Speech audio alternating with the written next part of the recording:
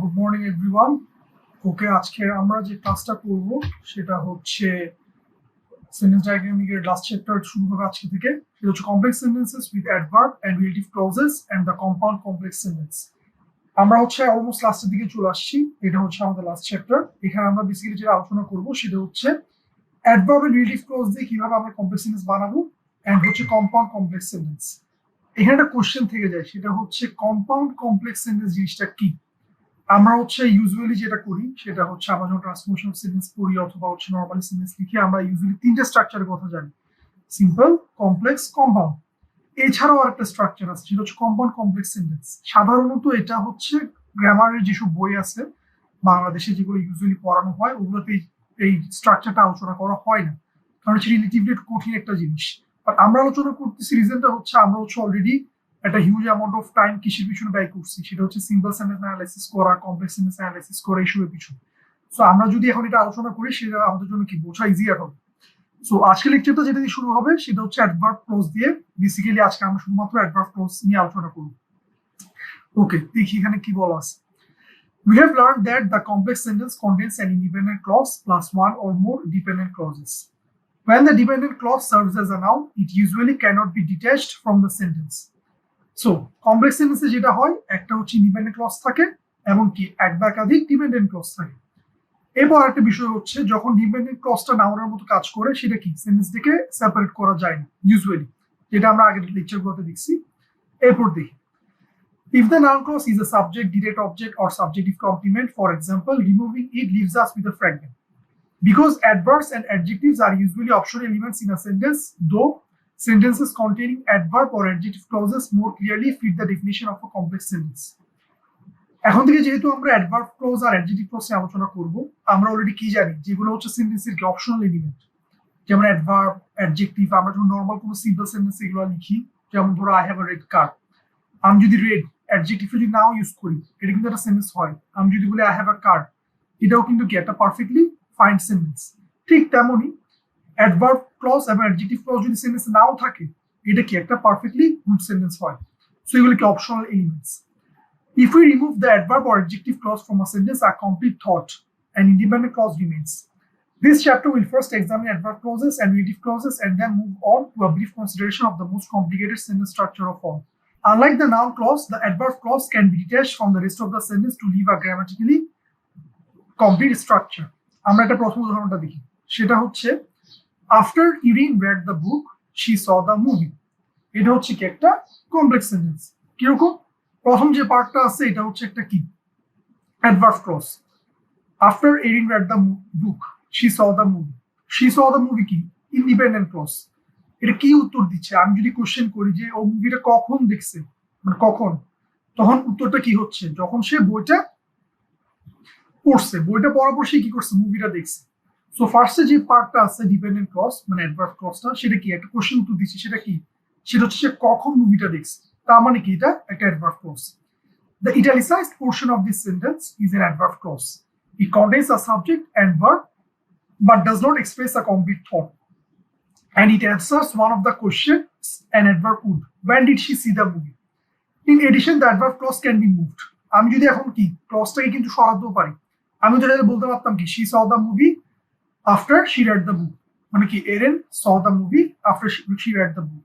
So adverb যেরকম সেন্টেন্সের বিভিন্ন পার্টে থাকতে পারে, প্রথমও থাকতে পারে, মাঝখানেও থাকতে পারে, লাস্টেও থাকতে পারে, ডিপেন্ডিং অন দ্য কনটেক্সট। এখানেও কি অ্যাডভার্ব ক্লজটা কি প্রথমও থাকতে পারে, পরেও থাকতে পারে। সো আমরা অ্যাডভার্ব ক্লজের কি এখন কয়েকটা বৈশিষ্ট্য দেখি। Let's list all of the characteristics of an adverb clause. প্রথম ক্যারেক্টারিস্টিক্সটা কি, যেটা সব ক্লজের জন্য হচ্ছে কমন, সেটা হচ্ছে একটা সাবজেক্ট থাকবে, একটা ভার্ব থাকবে।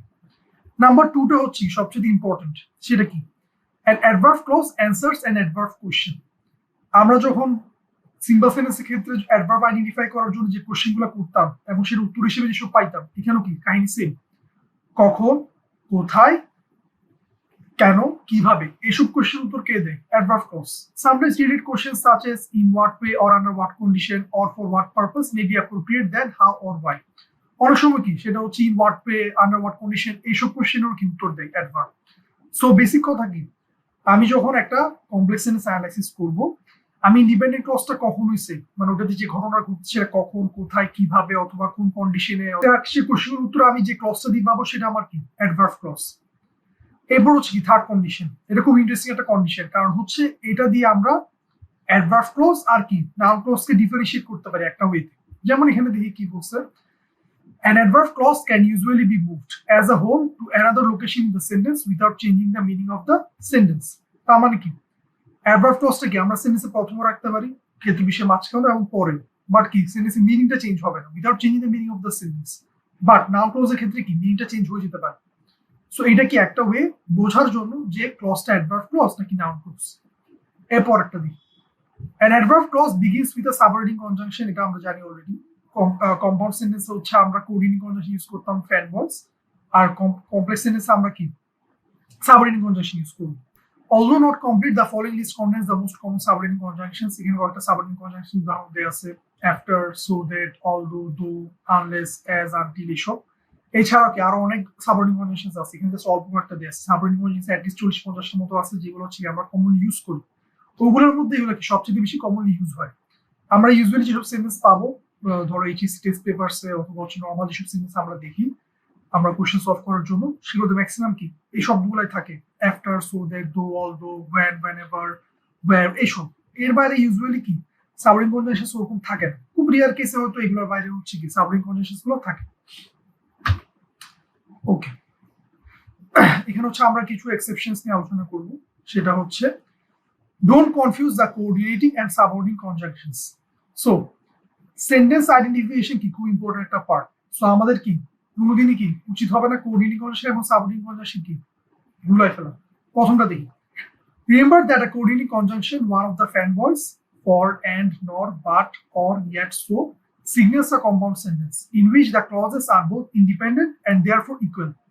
A subordinate conjunction signals a complex sentence because the conjunction subordinates or lowers an independent clause by transforming it into a dependent one।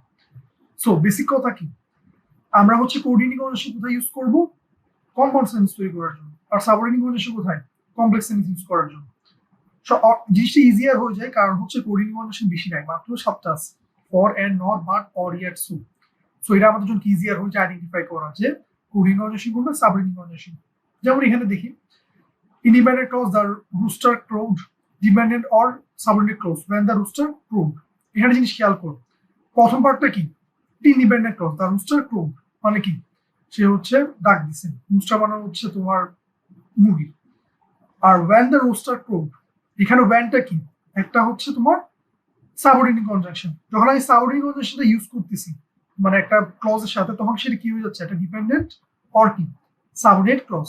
এখন হচ্ছে আমরা সো আর সো দ্যাটের মধ্যে পার্থক্য করে দেখবো, এটা আমরা অবশ্য আগেও আলোচনা করছি আগের লেকচারগুলোতে, এখানে আরেকবার আমরা একটু রিভিউ করব। সেটা হচ্ছে also remember that so and so that may cause confusion when used as a coordinating conjunction। So means therefore, so that even it appears as so with that understood is a subordinating conjunction that means in order to, অথবা কি for the purpose of। so R so that নিয়ে কি অনেক confusion সৃষ্টি হয়, কারণ হচ্ছে কি দুটো টার্মের মধ্যে কি আছে, so আছে। এখন আমরা জানি অলরেডি সেটা হচ্ছে সো কি একটা কোঅর্ডিনেটিং কনজাংশন, বাট সো দ্যাটটা কি একটা সাবঅর্ডিনেটিং কনজাংশন। সো এটার মধ্যে পার্থক্যটা আমরা কিভাবে বুঝবো, সো যখন আমার একটা কোঅর্ডিনেটিং কনজাংশন ইউজ হয় তখন সেটার মিনিং কি দাঁড়ায়, দেয়ারফর কিছু একটা হয়েছে, ফলাফল কি হয়েছে আরেকটা। এবং সো দ্যাট দ্বারা কি হয় যে কোনো কিছু একটা উদ্দেশ্যে আমরা একটা কাজ করছি। যেমন আমরা উদাহরণগুলো দেখি তাহলে জিনিসটা ক্লিয়ার হবে। প্রথমটা দেখি, চাক has a degree from Oxford university, so he considers himself well educated। এখানে কম্পাউন্ড সেন্টেন্স রিজনটা হচ্ছে এখানে সো দ্বারা কি বোঝাচ্ছে যে দেয়ারফর যে ও কি করছে অক্সফোর্ড ইউনিভার্সিটি থেকে পাশ করছে, আমাকে অনেক ওয়েল এডুকেটেড। সো এখানে সোটা কিসের মতো কাজ করতেছে, একটা কোঅর্ডিনেটিং কনজাংশনের মতো। রিজনটা হচ্ছে এটা কি দুইটা ইন্ডিপেন্ডেন্ট ক্লজে যুক্ত করতেছে। কিন্তু পরেরটাতে দেখি, চাক received his degree from Oxford university so that he could Impress his friends. এখানে কিন্তু সো দ্যাটটা কিসের মতো কাজ করতেছে, একটা সাবঅর্ডিনেটিং কনজাংশনের মতো। কারণ হচ্ছে কি মিনিংটা কিন্তু আগেরটার মতো না, আগেরটাতে সো এর মিনিং কি ছিল, ও একটা ডিগ্রি নিছে, দেয়ারফর ওকে আমরা কি বলতে পারি যে ওয়েল এডুকেটেড বলতে পারি। বাট পরটাতে কি ও ডিগ্রি নিছে কি একটা পারপাস, একটা উদ্দেশ্য, সেটা কি ও যাতে ওর ফ্রেন্ডকে ইমপ্রেস করতে পারে। সো দুইটাতে কিন্তু কি সো সো কিন্তু ঠিক একই মতো ইউজ হচ্ছে না। প্রথমটাতে যে সো ছিল ওটা কোঅর্ডিনেটিং কনজাংশন, বা পরটাতে কি সো দ্যাট কি সাবঅর্ডিনেটিং কনজাংশন। কারণ কি মিনিংটা ডিফারেন্ট। পরটাতে সো দ্যাট কি হিসেবে কাজ করতেছে, একটা পারপাস বুঝাচ্ছে যে ও ডিগ্রিটা নিচ্ছে কোন পারপাসে, ফ্রেন্ডদেরকে ইমপ্রেস করার জন্য। সো এই ব্যাপারে আমাদের কেয়ারফুল থাকতে হবে। কারণ হচ্ছে সো দ্যাট এর মধ্যে কি সো যেহেতু আছে অনেকে কনফিউজ হয়ে যায় যে আমি কি এখন সো দ্যাটটাকে কোঅর্ডিনেটিং কনজাংশন হিসেবে কাউন্ট করবো নাকি সাবঅর্ডিনেটিং কনজাংশন। সো এই ব্যাপারে আমাদের কি একটু কেয়ারফুল থাকতে হবে যে কোন মিনিং এ এটা ইউজ করা হচ্ছে। Likewise, don't confuse subordinate conjunctions with the interrogatives and expletives used to begin noun clauses. Although a few words appear on both these when, where, if, whether or not, when trying to determine what type of clause you have before you, remember that a noun clause can be replaced by a single word, noun or a pronoun, and that an adverb clause can move. Okay. এখানে basically যে কথাটা বলতেছে সেটা হচ্ছে অনেক সময় আমরা হচ্ছে কনফিউজড হয়ে যাই যে কিছু কিছু সাবঅর্ডিনেট কনজাংশন আছে যেমন when, where, if, whether or not, এগুলো আমরা কোথাও ইউজ করি, আমরা কিন্তু এগুলো নাউন ক্লজে ইউজ করি যেমন ইন্টারোগেটিভ ওয়ার্ড হিসেবে অথবা কি এক্সপ্লিটিভ হিসেবে। সো আমরা মধ্যে কনফিউশন কাজ করি যে আমি কি এখন নাউন ক্লজ হিসেবে কাউন্ট করবো নাকি অ্যাডভার্ব ক্লজ হিসেবে কাউন্ট করবো। সো এটার জন্য একটু হচ্ছে মাথা খাটাতে হবে। সেটা হচ্ছে যদি নাউন ক্লজ হয় আমরা সেই ক্লজটাকে কি একটা সিঙ্গেল ওয়ার্ড দ্বারা রিপ্লেস করতে পারি নাউন অথবা প্রোনাউন দিয়ে, আর যদি অ্যাডভার্ব ক্লজ হয় তাহলে সেটা কি আমরা সেন্টেন্সে মুভ করতে পারি, যা আগে পরে মুভ করতে পারি। সো এটা বেসিক্যালি ডিপেন্ড করতেছে হচ্ছে তোমার উপর, যে তুমি যত বেটার প্র্যাকটিস করবা অথবা যত বেশি স্টাডি করবা তত তোমার জন্য কি ইজিয়ার হবে যে বোঝার জন্য যে যে ক্লজটা আছে সেটা কি নাউন ক্লজ নাকি অ্যাডভার্ব ক্লজ। যেমন উদাহরণটা দেখি, whether or not you like it I plan to resign। এখানে জিনিস খেয়াল করি adverb clause because it describes under what condition and can move. এখানে কি হচ্ছে দেখি যে তোমার পছন্দ হোক না হোক আমি কি প্ল্যান করতেছি যে আমি রিজাইন করবো, যে আমি চাকরি ছেড়ে দেবো। এখানে কিন্তু কি whether or not you like it এটা দ্বারা কি বোঝাচ্ছে, একটা কন্ডিশন বোঝাচ্ছে যে আন্ডার হোয়াট কন্ডিশন আমি রিজাইন করবো। ঠিক আছে আমি রিজাইন করার প্ল্যান করতেছি, বাট আন্ডার হোয়াট কন্ডিশন, তোমার পছন্দ হোক না হোক আমি রিজাইন করবো। তার মানে কি এখানে whether or not you like it যে অ্যাডভার্ব ক্লজটা আছে এটা কি করতেছে, মুভ করাতে পারবা তুমি। যেমন আমি যদি বলি I plan to resign whether or not you like it, still কি মেক সেন্স করতেছে। আমি যদি whether or not you like it আগে ইউজ করি অথবা পরে ইউজ করি ডাজন্ট ম্যাটার, এটা কি সেন্স মেক করতেছে। কিন্তু পরেরটাতে দেখি whether or not you like it is an important factor in our choice of advertising slogan। এটা বাংলা মিনিং কি যে তুমি এটা পছন্দ, whether or not you like it is an important factor in our choice of advertising slogan। তোমার পছন্দ অপছন্দ কি আমাদের জন্য একটা ইম্পর্টেন্ট ফ্যাক্টর আমাদের অ্যাডভার্টাইজিং স্লোগানের জন্য। এখানে যদি আমি whether or not you like it এটাকে যদি রিপ্লেস করি ধরো সামথিং অথবা ইট দিয়ে, তাহলে কি দাঁড়াচ্ছে something is an important factor in our choice of advertising slogan, অথবা কি it is an important factor in our choice of advertising slogan. আমি কিন্তু কি করতে পারতেছি ক্লজটাকে একটা সিঙ্গেল নাউন অথবা প্রোনাউন দিয়ে রিপ্লেস করতে পারতেছি এবং কি এটা মেক সেন্স করতেছে। সো এখানে হচ্ছে প্রবলেমটা হয়ে যায় যে তোমার যে ক্লজটা আছে সেটা নাউন ক্লজ নাকি অ্যাডভার্ব ক্লজ এটা ডিপেন্ড করতেছে তুমি এটাকে কিভাবে ডিসক্রাইব করতেছো। যেমন প্রথমটা কি আমরা নাউন ক্লজ হিসেবে কি ডিসক্রাইব করতে পারবো না। আমি যদি whether or not you like it এটা যদি আমি সামথিং দিয়ে রিপ্লেস করি যেমন something I plan to resign doesn't make sense। But পরটাতে দেখি whether or not you like it এটা যদি আমি সামথিং অথবা ইট দিয়ে রিপ্লেস করি স্টিল কি একটা পারফেক্টলি ফাইন সেন্টেন্স হয়। সো একটা কমপ্লেক্স সেন্টেন্স সেটাতে কি নাউন ক্লজ নাকি অ্যাডভার্ব ক্লজ এটা কি বোঝার জন্য আমাদের একটু মাথা খাটাতে হবে, সেটাকে সেন্টেন্সটাকে ভালো মতো অ্যানালাইজ করতে হবে। পাংচুয়েটিং এন্ড অ্যাডভার্ব ক্লজ, পাংচুয়েশনের ব্যাপারটা একটু ক্লিয়ার করি আমরা। সেটা হচ্ছে there are two basic rules about punctuating an adverb clause. When the adverb clause begins a sentence always set it off with a comma। একটা জিনিস বলে রাখি এখানে, সেটা হচ্ছে কমার বিষয়টা কিন্তু অনেক কনফিউজিং। অনেকে মনে করে যে কমা ছাড়া হচ্ছে কমপ্লেক্স সেন্টেন্স হয় না, কিন্তু অনেকের এই ধারণাটা আছে, আমি দেখছি অনেকে মনে করে যে যখন ট্রান্সফর্মেশন সেন্টেন্স করতে দেয় অথবা খাতায় কোনো সেন্টেন্স লেখে ওরা মনে করে যে একটা সেন্টেন্সে যদি কমা না থাকে সেটা হচ্ছে কি হয় সিম্পল সেন্টেন্স হয় অথবা কি একটা কম্পাউন্ড সেন্টেন্স হয়, সেটা কমপ্লেক্স সেন্টেন্স হতে পারে। এটা কিন্তু একটা ভুল ধারণা, কমা ছাড়াও কিন্তু কি কমপ্লেক্স সেন্টেন্স হইতে পারে। সো প্রথম রুলটা কি when the adverb clause begins a sentence always set it off with a comma। এটা খুব বেসিক রুল। আমার যদি adverb clause দিয়ে কমপ্লেক্স সেন্টেন্স স্টার্ট হয় তখন সেটা আমরা কি করব একটা কমা দিয়ে আলাদা করব। Erin wanted to see the movie because she had read the book। প্রথমটাতে মিনিং কি দাঁড়াচ্ছে যে মুভিটা দেখতে চাইছে কারণ কি সে বইটা পড়ছে। এখানে কিন্তু কোনো কন্ট্রাস্ট বোঝাচ্ছে না, দুইটা যে ক্লজ আছে দুইটা ক্লজের মধ্যে কি কোনো কন্ট্রাস্ট হচ্ছে না। আর পরেরটাতে দেখি Erin wanted to see the movie although she had read the book, এখানে কিন্তু মিনিং চেঞ্জ হয়ে যাচ্ছে। প্রথমটাতে কি ছিল যে কারণ যে মুভিটা দেখতে চাইছে কারণ কেউ বইটা পড়ছে, আর পরেরটাতে কি মিনিং চেঞ্জ হয়ে গেছে কেন অলদো ইউজ করছি কন্ট্রাস্ট বোঝাচ্ছে যে ও বইটা পড়া সত্ত্বেও কি মুভিটা দেখতে চাইছে। ইউজুয়ালি কি অনেকে বই পড়লে হচ্ছে মুভি দেখে না, এটা ইউজুয়ালি সাধারণত হয়। সো ওই জিনিসটা হচ্ছে ওরা এখানে বোঝাতে যাচ্ছে যে ও বইটা পড়ছে ঠিক আছে, বাট স্টিল কি ও মুভিটা দেখতে চাইছে। সো এখানে কি হচ্ছে, আমরা দুইটা ক্লজের মধ্যে কি করতেছি, কন্ট্রাস্ট করতেছি। সো যখন কন্ট্রাস্ট করবে দুইটা ক্লজের মধ্যে মানে আইডিয়াটা, সেক্ষেত্রে কি আমরা কমা ইউজ করবো, বাট যখন করবে না তখন কি কমা ইউজ করবো না। সো অনেকে হয়তো প্রশ্ন করতে পারো যে ভাই আমরা তো অনেক সময় নাও বুঝতে পারি যে কন্ট্রাস্ট হচ্ছে নাকি হচ্ছে না। ডাজন্ট ম্যাটার, তুমি কমা দিতেও পারো নাও দিতে পারো, বাট বেটার হয় যদি কমাটা ইউজ করা হয়। Here a comma precedes the subordinate conjunction to emphasize the contrast. Only 5 coordinating subordinate conjunctions show contrast.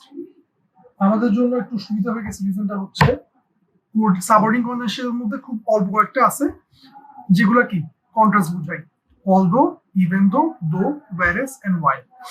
So ভালো হয় যদি আমরা একটু মুখস্থ করে ফেলতে পারি এই 5টা সাবঅর্ডিনেট কনজাংশন। মুখস্থ করা লাগবে না, এগুলো পড়লে বোঝা যায়। although, even though, though, whereas, while এগুলোতে আমরা ইউজুয়ালি কি বোঝাই, কন্ট্রাস্ট বোঝাই, পার্থক্য বোঝাই।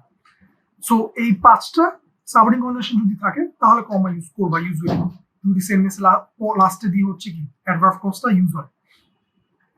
Note that while can also indicate simultaneous action and thus does not require a comma. while এর কিন্তু আরেকটা ফাংশন আছে, সেটা কি simultaneous action বোঝায়, যে একসাথে দুইটা কাজ করতেছে।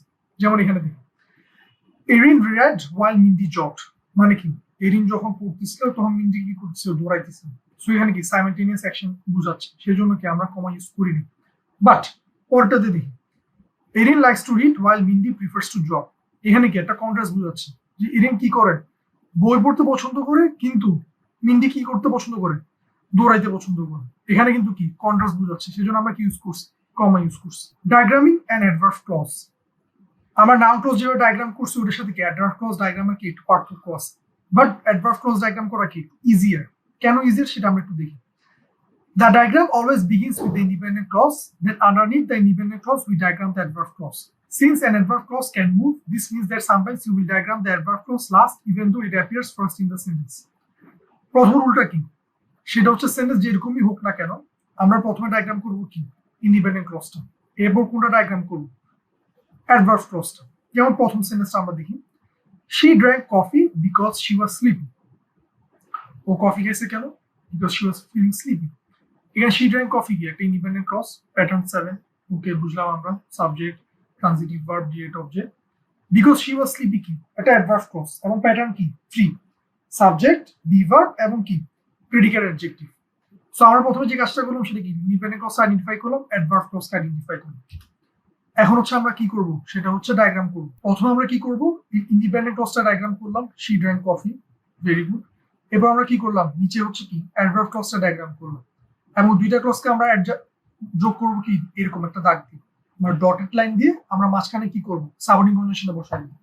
সো অ্যাডভার্ব ক্লজটা কি একটু নাউন ক্লজ দিয়ে কি ডায়াগ্রাম করা ইজিয়ার। নাউন ক্লজ কিন্তু একটু ভেজাল ছিল, কারণ হচ্ছে নাউন ক্লজে আমরা যেটা দেখতাম সেটা সাবজেক্ট হিসেবে কাজ করলে সেটা সেন্টেন্স প্রথমে বসতো, অথবা অবজেক্ট হিসেবে কাজ করলে লাস্টে দিয়ে। সো বিভিন্নভাবে ইউজ হতে পারে, বাট অ্যাডভার্ব ক্লজ কি ইজিয়ার ডায়াগ্রাম করা। যেমন because she was sleepy she drank coffee, এখানে কিন্তু কি আমার অ্যাডভার্ব ক্লজটা প্রথমে এবং ইন্ডিপেন্ডেন্ট ক্লজটা কি লাস্টে, বাট ডাজন্ট ম্যাটার, আমরা কি ইন্ডিপেন্ডেন্ট ক্লজটা কি আগে ডায়াগ্রাম করবো এবং কি করবো অ্যাডভার্ব ক্লজটা ডায়াগ্রাম করবো। দুইটার মধ্যে একটা ছোট্ট পার্থক্য আছে, দেখি এখানে বিকজ এর বিটা কি স্মল লেটার, এখানে বিকজ এর বিটা কি ক্যাপিটাল লেটার। এটা দ্বারা আমরা বুঝতে পারবো যে অ্যাডভার্ব ক্লজ দিয়ে সেন্টেন্স শুরু হয়েছে নাকি হয়নি। যেহেতু এখানে বিটা ছোট হাতের, তার আমরা কি বুঝতে পারতেছি যে এখানে অ্যাডভার্ব ক্লজটা পরে ছিল। যেহেতু এখানে বিটা বড় হাতের, তাহলে আমরা কি বুঝতে পারতেছি যে অ্যাডভার্ব ক্লজটা কি সেন্টেন্সের প্রথম। সো এইভাবে হচ্ছে আমরা কি অ্যাডভার্ব ক্লজ ডায়াগ্রাম করবো।